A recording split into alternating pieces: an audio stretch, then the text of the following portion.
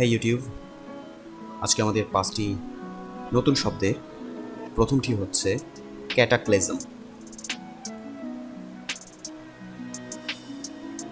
এর মিনিং, ধরুন আমরা জানি যে ঘূর্ণিঝড় মোচায়ের কারণে মিয়ানমারের রাখাইন রাজ্যে প্রায় 145 জন মারা গিয়েছে। তো এখনকার যে সিচুয়েশন সেটাকে আমরা ক্যাটাক্লিজম বলতে পারি।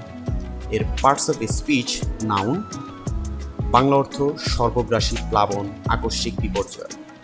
Synonyms calamity, catastrophe, disaster, tragedy. Example: The terrorist attack on September 11, 2001 was a cataclysm of destruction.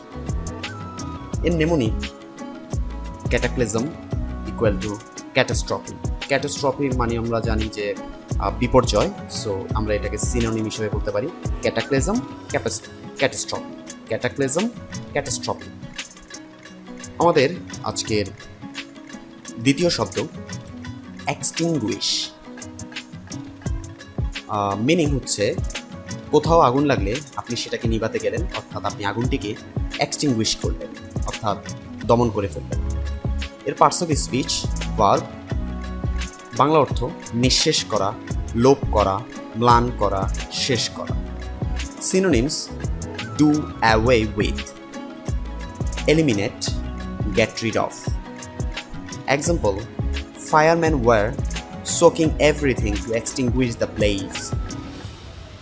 Mnemonic fire extinguisher, আগুনটিকে চিরতরে নিভিয়ে দেয়।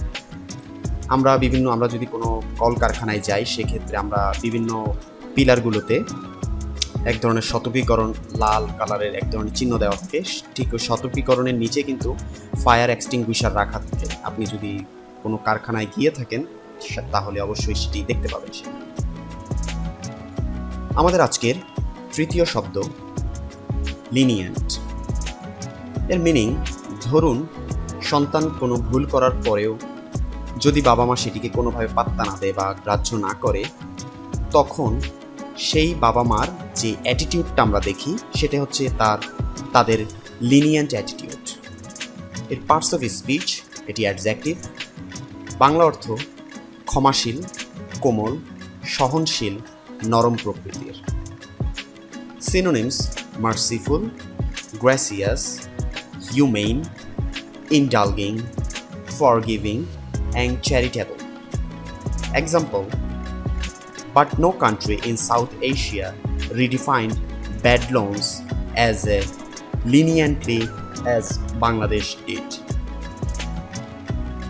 আমরা যদি ছবিটির দিকে তাকাই, একদিকে হচ্ছে স্ট্রিক্ট, তার ঠিক অপর দিকে হচ্ছে লিনিয়েন্ট অ্যাটিটিউড। অর্থাৎ স্ট্রিক্ট বাবা মা যদি থাকে তখন স্ট্রিক্ট বাবা মার ক্ষেত্রে যারা তাদের বাচ্চাকে হেলাফেলা করে ছেড়ে রাখে, ওই ধরনের বাবা মার অ্যাটিটিউডকে আমরা লিনিয়েন্ট অ্যাটিটিউড বলি।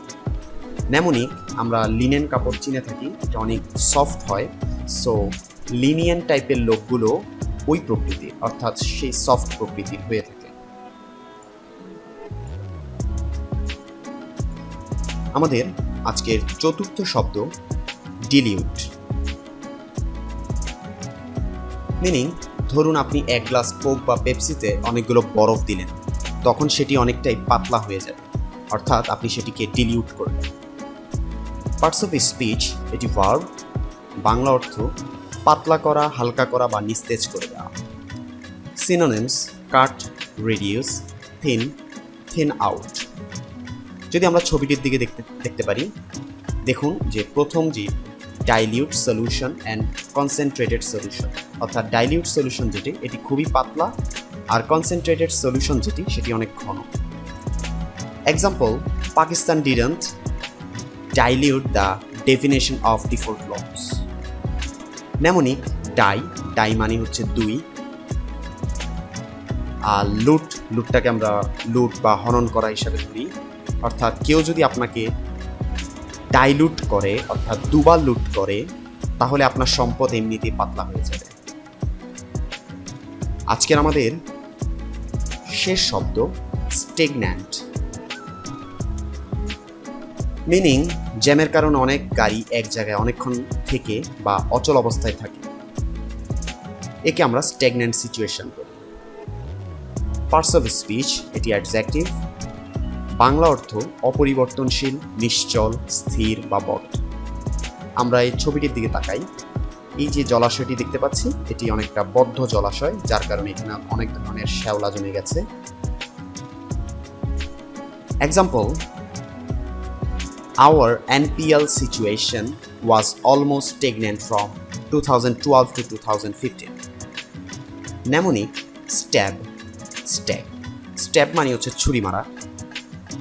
তো কেউ যদি আপনাকে স্ট্যাব করে, আপনি মারা গিয়ে স্টেগনেন্ট বা স্থির হয়ে যাবেন। তো স্ট্যাব থেকে আমরা স্টেগনেন্টই মনে রাখতে পারি। এই হচ্ছে আমাদের আজকের 5টি শব্দ। যদি ভালো লেগে থাকে সেক্ষেত্রে সাবস্ক্রাইব করবেন, শেয়ার করবেন এবং লাইক করবেন, কারণ আপনাদের সাবস্ক্রিপশন আমার খুবই জরুরি। ধন্যবাদ আজকের জন্য।